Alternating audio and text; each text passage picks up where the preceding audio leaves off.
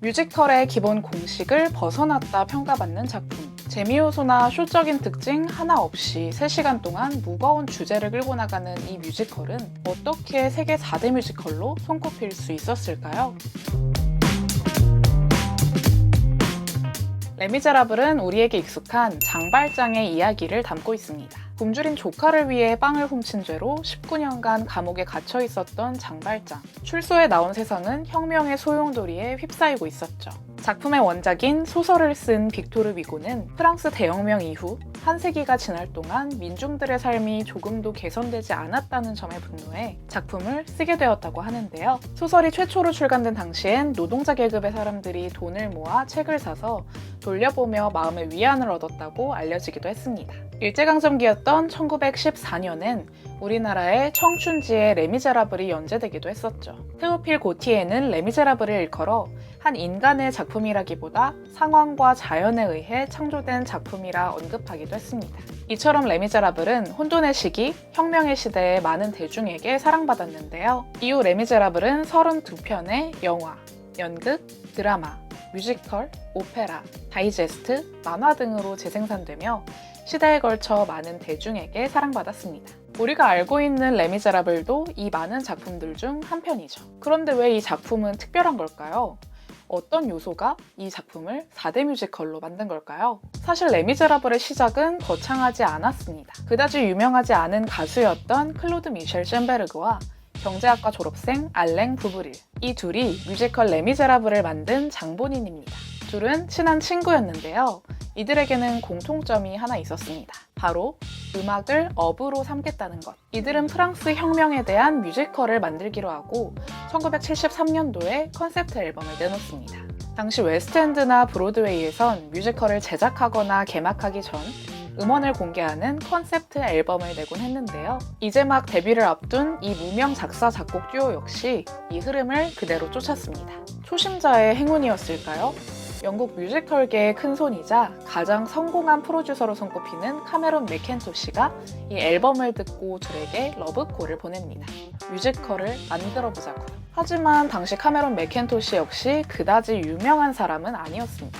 때문에 1980년 2년간의 제작 끝에 뮤지컬 레미제라블은 극장이 아닌 파리 종합체육관에서 첫 공연을 올리게 됩니다. 하지만 결과는 충격적이었습니다. 계속해서 티켓이 팔려나가며 흥행하게 된 것이죠. 이후 맥킨토시는 본격적으로 작업에 착수합니다. 2년여간의 시간 동안 6개의 곡을 추가로 작업하고 20분의 프롤로그도 추가했죠.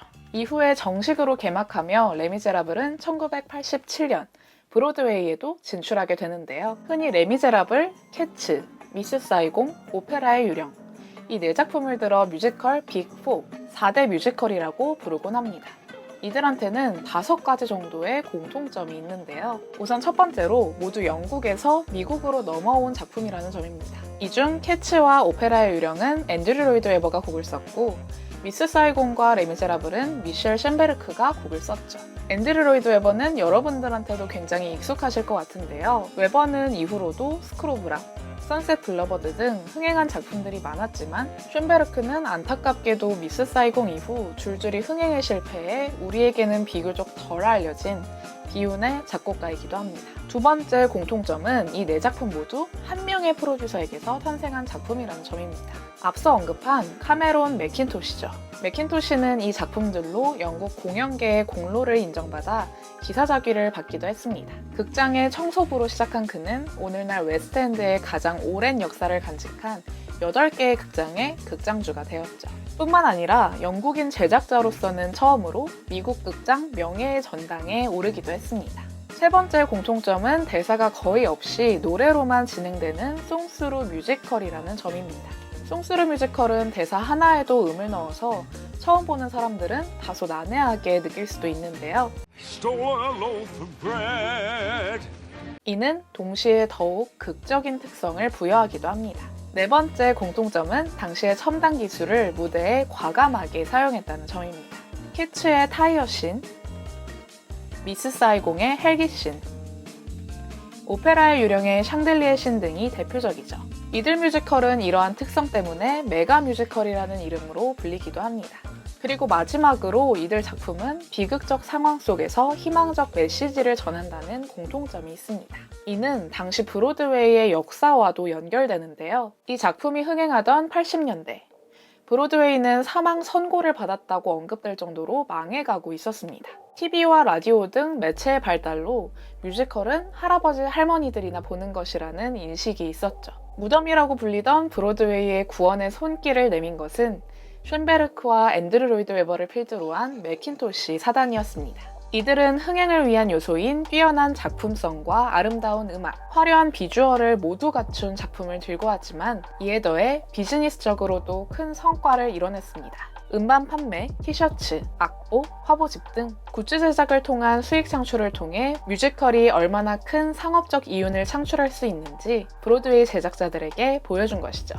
이 4대 뮤지컬들은 곧 브로드웨이를 망치러 온 구세주로 등극하게 됩니다. 망해가고 있긴 했지만 여전히 뮤지컬의 중심지라 불렸던 브로드웨이에서의 활성화를 시작으로 4대 뮤지컬은 전 세계로 뻗어나갑니다. 1995년도엔 이 작품들이 세계 각곳에서 동시에 공연되기도 했는데요. 뉴스위크라는 매체의 수석 비평가는 이 상황을 보고 영국의 뮤지컬은 세계를 지향한다고 언급하기도 했습니다. 작품의 엄청난 흥행 이후 뮤지컬은 영화로도 제작됩니다. 소설이 아닌 뮤지컬을 원작으로 만들어졌는데요. 뮤지컬 영화치고는 드물게 영화 속 노래가 촬영과 동시에 녹음되었습니다. 배우들은 이어폰을 통해 촬영장 카메라와 떨어진 곳에서 연주되는 피아노 반주를 들으며 노래했다는 것이 화제가 되기도 했는데요. 보통은 뮤지컬 영화를 제작할 땐 오케스트라와 배우의 노래를 동시에 녹음하고 촬영할 때는 배우가 이에 맞춰서 립싱크를 하는 것이 일반적입니다. 때문에 기존의 제작 방식과 완전히 다른 방식으로 제작된 작품은 더욱 깊은 감동을 주었다는 평가를 받기도 했습니다. 특히 영화 레미제라블은 한국에서도 크게 흥행한 것으로 잘 알고 계실 텐데요. 당시 전 세계 관객 수 3위를 기록하며 한국에서 뮤지컬 영화 흥행의 시초가 되기도 했습니다. 혹자는 2012년 대선 이후 어수선한 한국 사회의 분위기와 맞물리며 시너지 효과를 냈다고 언급하기도 했는데요. 어떤 이유에서든 영화 레미제라블은 한국에서 큰 인기를 끌었고 영화의 성공으로 2012년 11월엔 뮤지컬 레미제라블이 공연되기도 했습니다. 한국 관객에게 사랑받은 영화는 뮤지컬의 특성을 고스란히 담아내며 원작 소설의 치밀한 서사성과 뮤지컬의 완성도 높은 영상성을 모두 담아낸 것이 특징입니다. 프랑스 대혁명을 배경으로 비극적인 상황 속 한 줄기 희망을 제시하는 작품 뮤지컬 레미제라블.